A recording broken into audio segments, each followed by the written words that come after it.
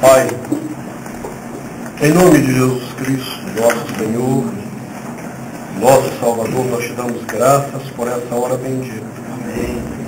Hora bendita porque tu nos dás o grande privilégio de, conhecendo ao Senhor, adorarmos o Senhor. Tendo sido resgatados por Cristo Jesus, estarmos em tua presença em adoração. Mas é uma hora bendita também e graciosa, porque tu nos dás a bênção de lermos tua palavra, meditarmos em tua palavra, sermos confrontados pela tua palavra, e então sermos desafiados a uma vida que te agrade. Então nós pedimos, ó Santo Espírito, que tu venhas falar conosco nessa hora. Amém. Abre o nosso entendimento, dispõe o nosso coração para atender a tua voz mediante tua palavra, em nome de Jesus e para a glória do Senhor Jesus. Amém. Podemos sentar.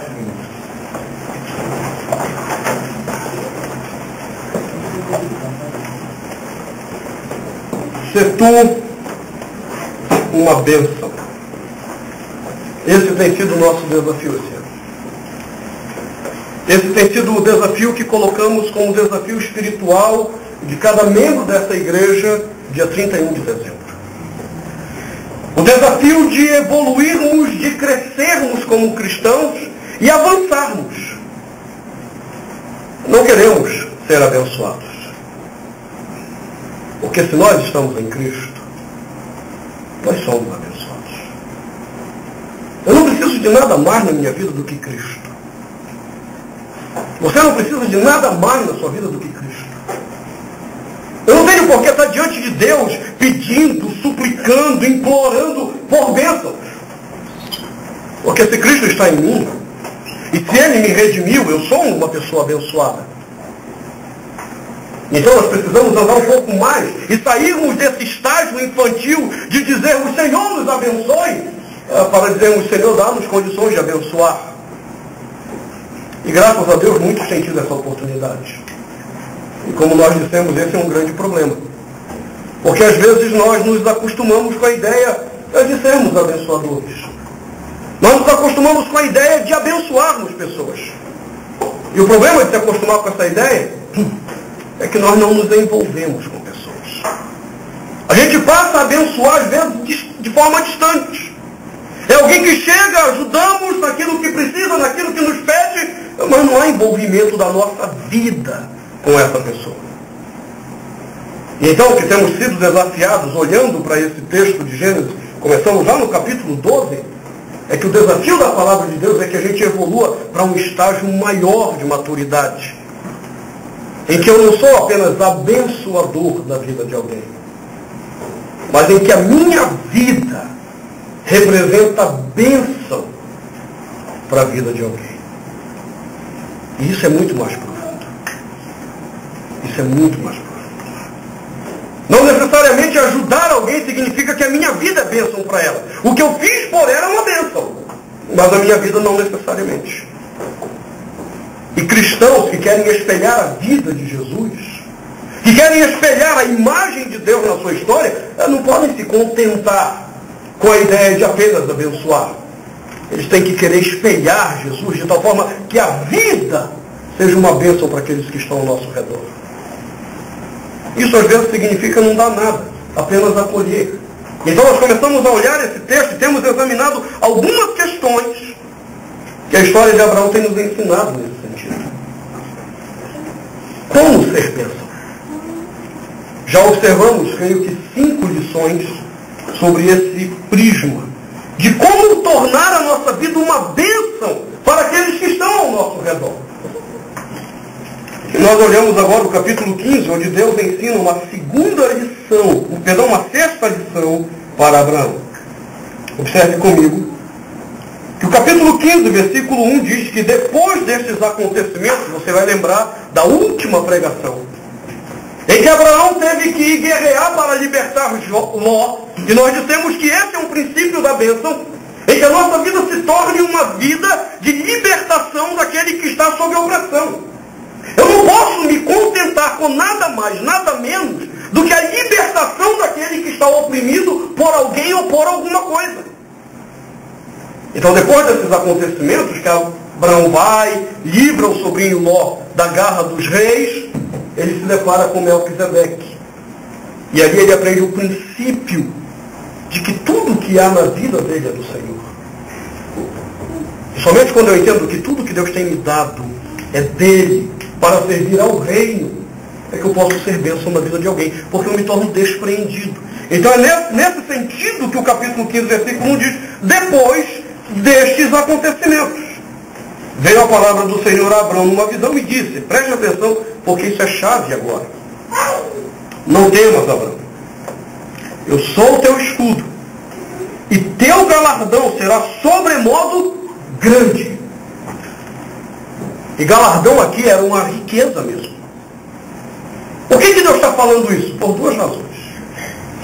Primeiro, Deus está provando o coração de Abraão, como a gente vai ver daqui a pouco. Segundo, porque no acontecimento anterior, quando o rei que havia sido restituído chega para ele e diz: olha, me dá só o povo de volta, pode ficar com as riquezas? Abraão diz para ele: não, rapaz, eu não quero tuas riquezas. Pode levar tudo que é seu. Porque na verdade não é seu, tudo é do Senhor. Não sou eu que vou me apropriar do que é teu. Então Deus olha para ele e diz assim: interessante, Abraão aprendeu a lição. Joia, Abraão, é o seguinte, agora eu vou te fazer um homem rico. Eu vou te dar riquezas. E nisso Deus está provando o coração de Abraão. Entenda, mediante o que a gente está ouvindo hoje nas igrejas por aí, teria um monte de crente já dando glória a Deus, aleluia. Eis a promessa de Deus de prosperidade. Eis a promessa de Deus de riqueza. E esses tolos que estão por aí não percebem como Deus está provando os seus corações através dessas questões. E aí se mostram cristãos tolos, infantis, diante de Deus. Quando Abraão ouve isso, Abraão não diz: oh, aleluia, você viu como foi bom? Eu não quis a riqueza do outro, eu disse: não, a riqueza é tua, e olha Deus agora me abençoando, me dando riquezas. Abraão celebrou? Não. Quando ele ouviu do Senhor, que o Senhor o abençoaria com prosperidade, veja a resposta dele. Versículo 2 diz: respondeu Abraão: Senhor Deus, que me haverás de dar, se continuo sem filhos, e o herdeiro da minha casa é o Damasceno Eliezer? Disse mais Abraão: a mim não me concedeste descendência. Um servo nascido na minha casa será meu herdeiro. Você está entendendo a questão de Abraão? O que é ser uma bênção? É ter riquezas? É conquistar mundos? É conquistar posições? É conquistar alguma coisa? Não. Abraão não entende que ser bênção é ter alguma coisa.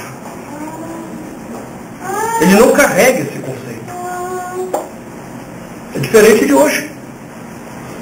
Quem é o irmão abençoado na igreja? É o irmão que chega com carro importado. Esse irmão está na bênção.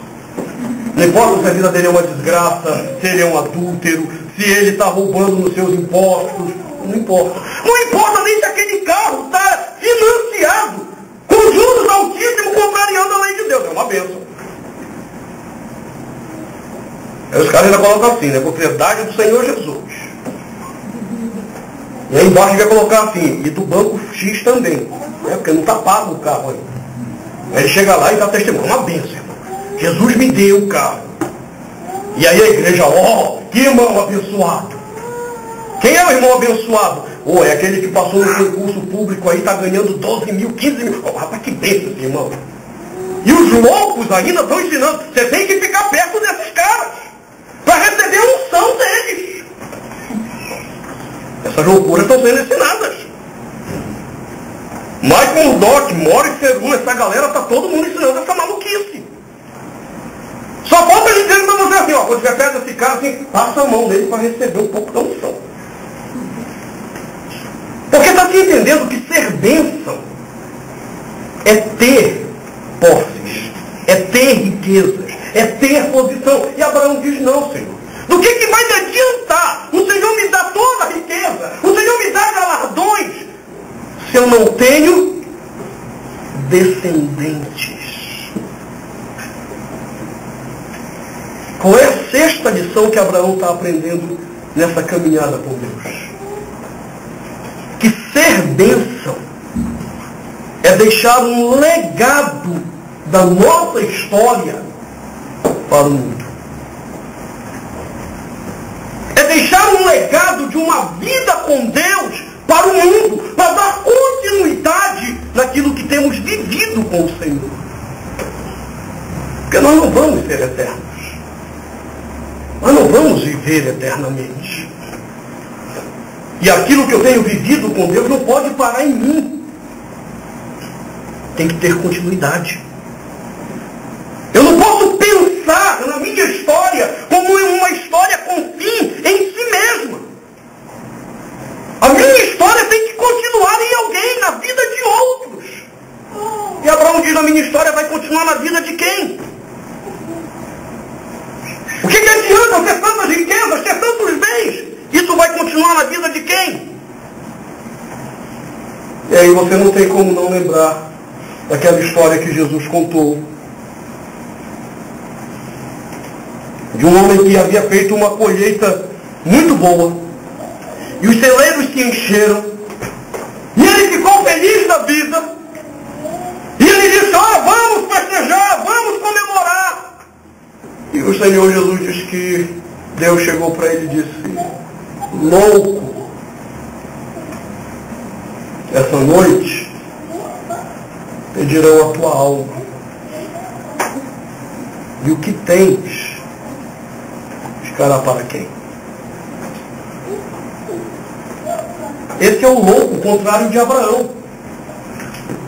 Abraão não está preocupado em deixar riquezas para a posteridade, mas deixar uma posteridade que continue a viver o caminho de Deus no mundo, para que essa bênção se reproduza na vida de outros.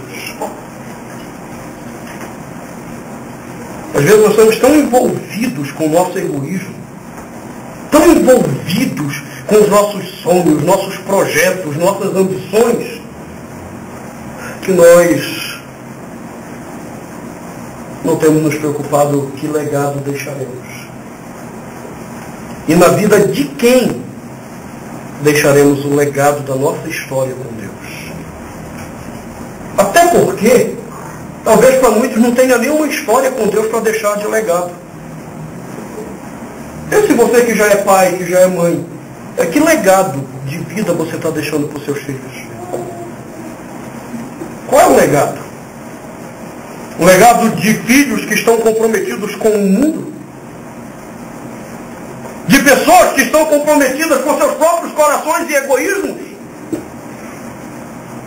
Que legado você está preocupado em deixar? Tem pais que estão preocupados em deixar como legado para o filho um apartamento, uma casa, um carro, uma boa educação. Mas boa educação hoje é diferente do passado. Boa educação no passado era deixar pessoas de caráter, de valor, comprometidas com Deus, com família, com sociedade. Isso era educação no passado. Hoje, deixar boa educação é pagar uma escola cara para o seu filho, para quando ele crescer, passar no primeiro concurso público que tiver, passar na melhor universidade que tiver. E aí vai para a universidade e começa a se envolver com drogados, com movimentos gays, com subversivos. Qual foi o legado que você deixou para o teu filho? Você não deixou legado nenhum. A não ser um legado das ambições que às vezes você não realizou na tua vida e quer que teu filho realize por você. Até porque teu filho vai ser aquele que vai redimir as tuas frustrações pessoais. Você está entendendo como a coisa está confusa na nossa história? Que legado eu estou deixando na minha história?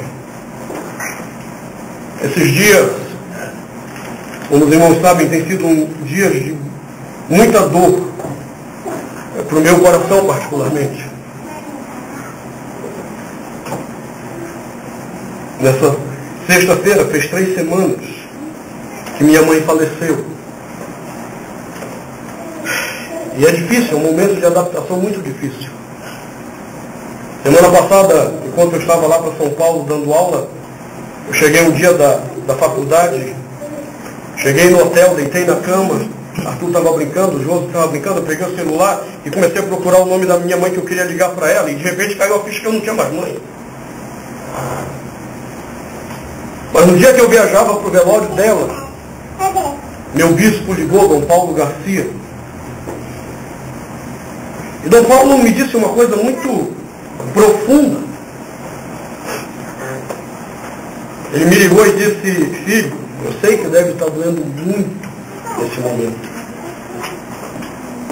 mas sejamos gratos a Deus pela vida da sua mãe, porque com certeza ela foi uma mulher extremamente valorosa, porque somente uma mulher extremamente valorosa é capaz de gerar filhos como você.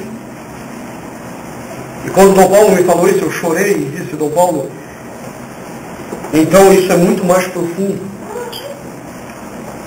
Porque a minha mãe não deixou apenas um filho.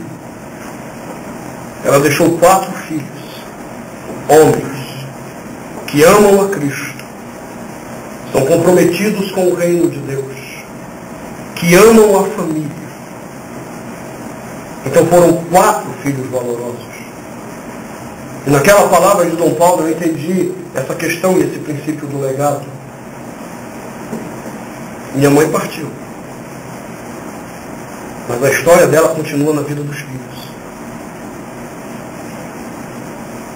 E esses dias, assistindo um vídeo, que foi um presente que Deus me deu de uma forma que eu nem sabia que ia ser um grande presente. Quando Arthur nasceu, meu filho nasceu, eu estava dando um estudo lá na igreja onde Charles era membro. Tem até o depoimento de Charles no DVD. E eu passei 3 meses com a igreja, estudando sobre dons espirituais. E no último domingo, no penúltimo domingo, na verdade, os irmãos tinham saído e começaram a fazer umas gravações sem que eu soubesse. E minha mãe estava em Brasília. E eles gravaram um depoimento com a minha mãe. E uma coisa muito marcante para mim foi quando ela diz no depoimento dela que um momento decisivo na vida dela foi quando eu disse para ela que eu estava indo para o seminário. E ela diz no depoimento: eu fiquei muito feliz,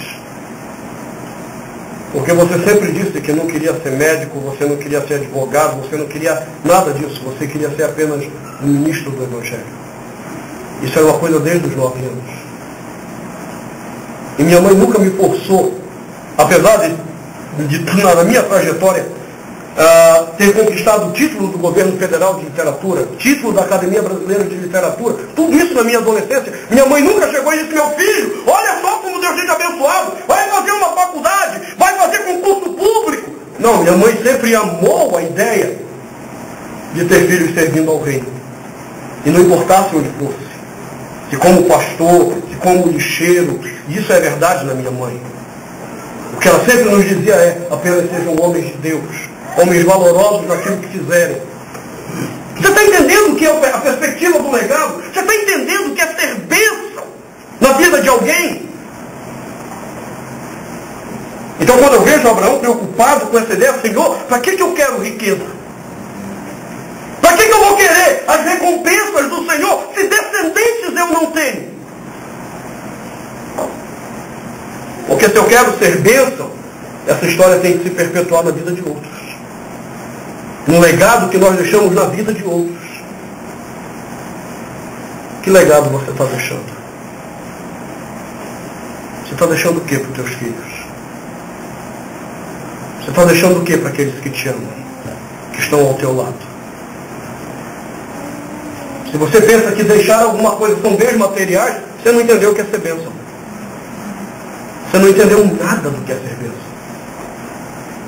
Você continua pensando de forma capitalista, de uma forma mesquinha, pecaminosa. Você não entendeu o que é ser bênção. E aí é interessante que depois que ele diz isso, Deus olha para ele e Deus diz: não vai ser o escravo teu herdeiro, Abraão. mas o que vai ser gerado de ti. E aí ele leva Abraão para contemplar os céus e diz, você está vendo isso? Assim como as estrelas dos céus, assim será a tua descendência. E aí a coisa mais bonita é quando diz então que Abraão creu na promessa do Senhor. E isso lhe foi imputado como justiça. Justiça. Um homem que agradou ao Senhor, um homem que teve a sua atitude aprovada por Deus. Por quê? Porque ele não queria riquezas do Senhor. Ele queria uma posteridade que desse continuidade àquela história. E você vai entendendo. Lembra qual é o livro que a gente está examinando isso? Gênesis. Lembra qual é um dos mandatos da criação? Mandato social. Sede fecundos. Multiplicai-vos. Enchei a terra. Por que Deus mandou fazer isso? Para que a descendência bendita do Senhor fosse bênção para as nações, para as famílias da terra. E agora o que Abraão quer é que essa bênção se perpetue. Agora eu vou te falar, Deus é muito jóia. Deus é muito bom. Porque depois de tudo isso, Abraão diz assim, Senhor, como é que eu vou saber que isso é verdade? Aí eles tomam lá aqueles animaizinhos, aí ele parte no meio, e aí vem uma cena enigmática. Diz que depois que ele partiu esses animais no meio, versículo 10, e não partiu as aves de rapina vinham para comer os cadáveres. Porém Abraão as enxotava. Quando essa cena é concluída, Deus vem a ele e diz um negócio tremendo. Ele deixou lá Abraão enxotando as aves de rapina. Abraão disse, Senhor, me dá um sinal, eu quero saber que isso é verdade. Tá bom, vou te dar um sinal, vai ficar enxotando ave de rapina aí o dia todinho agora. E Abraão sem entender. E ele ficou lá. Diz o versículo 12, ao pôr do sol, caiu profundo sono sobre Abraão, e grande pavor e cerradas trevas o acometeram. E aí o Senhor volta a ele, depois do dia todo ele enxotando aves, e diz assim, sabe por que eu te fiz passar esse dia todo fazendo isso? É só para você entender uma coisa. Com certeza que a tua posteridade, ou a tua descendência, será peregrina em terra alheia. A tua posteridade será reduzida à escravidão. E a tua posteridade, ela vai ser afligida por 400 anos. Puxa vida, que palavra boa de Deus, né? E o Senhor, eu quero descendentes para que essa história da bênção perpetue. E Deus diz, olha, eu vou te dar descendentes, mas eles vão sofrer. Nossa primeira resposta é, Senhor, então cancela o pedido. Até bem esse negócio, cancela o pedido, eu não quero mais descendentes.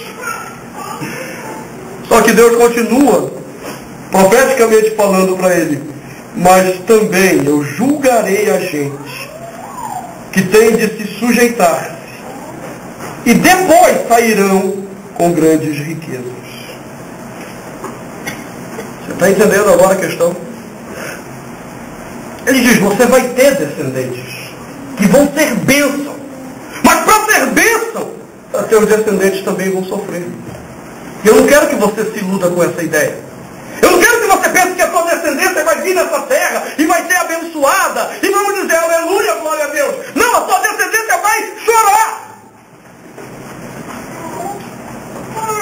E às vezes eu ouço o pai dizer, não, pai, eu não quero mais filho não, porque sabe como é que é, eu não quero que meu filho sofra desse mundo. Eu não sei nem se eu quero ter filho, porque é do jeito que o mundo está. Aí Deus está dizendo, mas quem te disse que vai ser diferente? Quem te disse que vai ser diferente? Teu filho vai sofrer. Porque não tem como eu ser bênção para o mundo sem que haja sofrimento. Não tem como. A partir do momento que você vai chocar com o mundo que você vive, é óbvio que isso vai produzir rupturas profundas. E toda ruptura traz sofrimento, e não vai ser diferente com o teu filho. Agora é no sofrimento dele que eu, Deus, serei revelado ao mundo. Eu serei conhecido entre as nações. Do que Deus está falando aqui? Quando eles vão passar 400 anos no Egito sofrendo. E depois desses 400 anos, Deus então os liberta com mão poderosa, e a história da libertação no Egito varre a face da terra. E isso se torna bênção para as nações. Você está entendendo? Ser bênção é ter descendentes, é ter um legado nos meus descendentes que vão espelhar Deus no mundo através dos seus sofrimentos também. Então eu não deveria ficar preocupado se meu filho vai sofrer. Eu deveria ficar preocupado que o meu filho continue a história de honra para a glória de Deus. E se isso acontecer, ele será uma pessoa de valor. Você vai lembrar então de Hebreus, quando ele fala de homens que foram torturados, mulheres que foram mortas por causa do Evangelho. E ele diz uma coisa profunda, e ele diz, foram homens dos quais o mundo não era digno. O mundo não era digno dessas pessoas honradas. Eles foram torturados, humilhados, mortos. O mundo não era digno deles. E então Deus é glorificado nisso. Porque Ele vê na minha descendência pessoas que vão viver todas essas realidades e vão revelar Deus para o mundo. Por que as aves de rapina estavam lá tentando comer? Era a imagem do que os povos tentariam fazer com os descendentes de Abraão. Por que Abraão está lá espantando as aves de rapina? Porque cabe a ele preservar os seus descendentes, para que Deus os abençoe em gerações futuras. E Deus vai falar disso no capítulo 15 ainda. E observe então que no final, versículo 17 diz, e sucedeu que posto o sol, houve densas trevas, e eis um fogareiro fumegante, uma tocha de fogo que passou entre aqueles pedaços. Quem consumiu os pedaços? As aves de rapina? Não.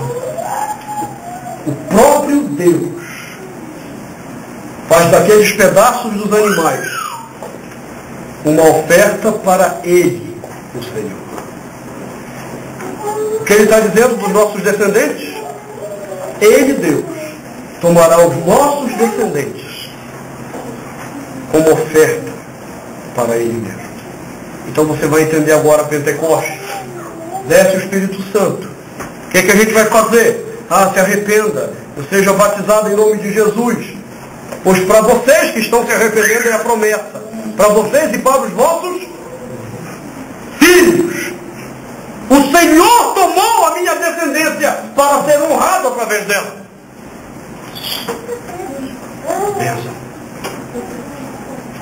Paulo diz que os meus filhos, eles não são santificados. Os meus filhos são santos. Eles foram tomados pelo Senhor. Por que isso? Porque um dia um homem recusou riquezas para ter descendentes que fosse bênção para o mundo. Isso é ser bênção. E a pergunta é, você está rejeitando as riquezas para ser bênção? E deixar um legado que seja bênção? Ou você está tão preocupado em ganhar, construir, adquirir, e não deixar legado espiritual nenhum na vida dos teus filhos? Ser bênção é deixar um legado espiritual nos filhos, que darão continuidade à glória de Deus na história. Por isso, cuide da sua casa, cuide da sua família, ame sua esposa, ame seu esposo, ame seus filhos, beijos, abraços, orem com eles, ensinem a palavra a eles. E eles darão continuidade à história de um povo que aprendeu a ser bênção para as famílias da terra.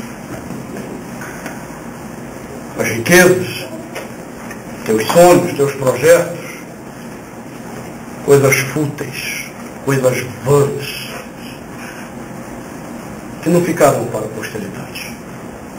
Outros vão se apropriar do teu esforço, mas ninguém poderá se apropriar do legado espiritual que você deixa na vida dos teus filhos, daqueles que amam por ti.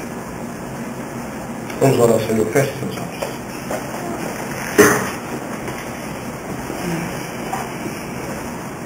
Senhor nosso Deus, Deus misericordioso, obrigado, Senhor. Obrigado, porque um dia o Senhor ensinou isso à minha mãe. E rejeitando tantas coisas, ela pôde deixar um legado espiritual na vida de cada filho. Cada filho que hoje te serve, te ama. Cada filho que tem procurado viver a tua glória nessa história. Me perdoa, Senhor, quando eu não compreendi isso. Quando em algum momento eu me encantei com as conquistas, com as coisas todas e vãs. Me perdoa quando eu não tive o foco nesse legado.